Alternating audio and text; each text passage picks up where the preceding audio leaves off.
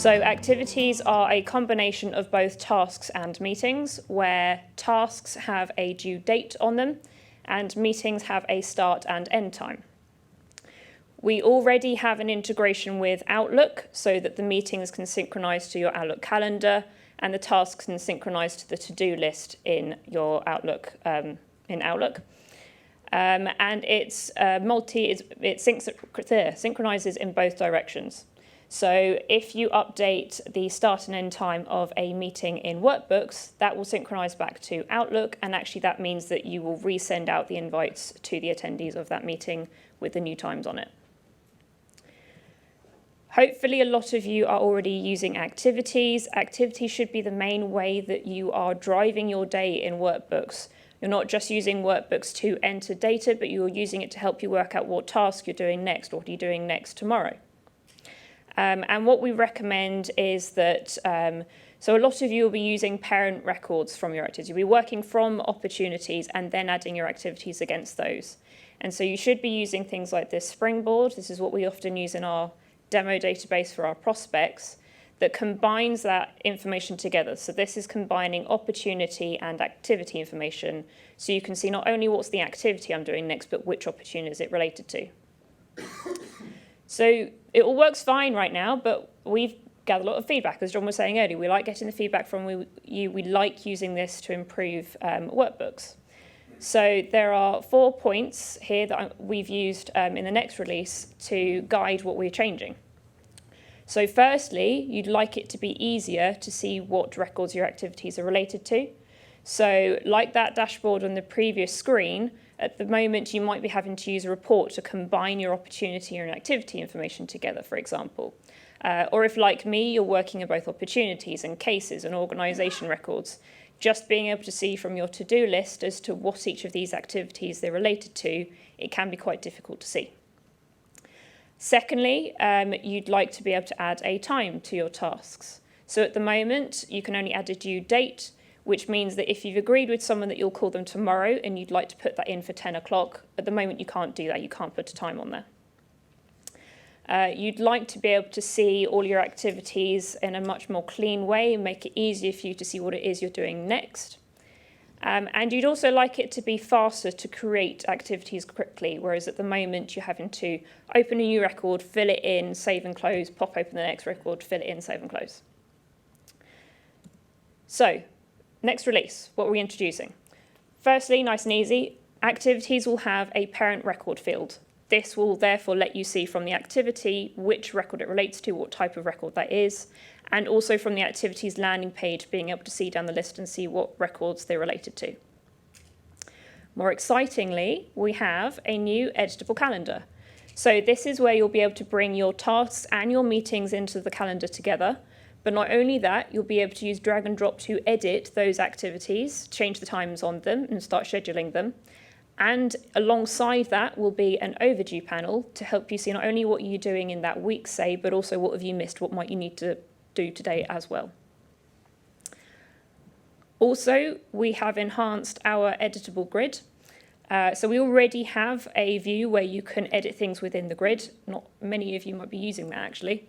But we've enhanced it further, so hopefully you guys will actually start using it a bit more, because what it will now let you do is create records within the grid. It will let you open records from the grid, whereas before you'd have to switch out of edit mode into the view mode. And also we can now edit both tasks and meetings in the same grid, which will be extremely useful because not only does that impact the activities landing page, that means that you can now use edit grid mode on the activities tab of your records. Also talk about editing things in bulk. The bulk actions button is now available on the activities landing page, whereas before you could only do bulk actions on tasks or meetings. And lastly, we have introduced some new fields on tasks. So tasks now have a due time, as I mentioned before, so you can now set something to be for 10 a.m. in the morning. And we're introducing 2 new fields, start and finish. So let me just explain how we see these being used and why we've added them. So firstly, here's a screenshot of a task, and it's got on here the new fields. On the left, you've got due, and you can see it's got a time in there. And on the right, there is the start and finish fields. We're seeing 2 main scenarios that we're catering for here. So firstly, with the due time, I've already covered that. If you want to be able to say, I'm calling Alan at 10 o'clock tomorrow, you've not booked a meeting in with him, you're not scheduling a meeting, it's not a meeting record, it's just you're reminding yourself, I'm calling him, and you can now put in that it's for 10 o'clock. The second scenario is more about scheduling the work. So this is where you've got a task, it's got a deadline, so you've filled in the due date, but that isn't when you're going to do the work, that's just when you need to have done the work by. So the start and finish fields will now let you put in when is it that you're actually going to do this work, and this will put it in your calendar for that time. So you can start putting it in alongside your meetings. So for example, I needed to get these slides done for today's event, and obviously they therefore need to be done by 9 o'clock this morning, and that's what the due date is. But don't tell John I did them between 7 and 9 o'clock last night. So yeah, as I said, this will therefore all feed into your calendar. We will bring both your tasks and meetings together and help you schedule out your week. So that's just a little preview of what we're going to do. Let's jump into the demo database. I'm actually going to start off back at the springboard here. So as I mentioned, a lot of you, hopefully, would be using something like this to help you drive your day, where this is bringing together the opportunity information and the activity information. And it's using the cards so that it can pull through the colouring to remind you here, this opportunity doesn't have a next step, it really should have a next step. So I'm going to open this opportunity and create a new task against it.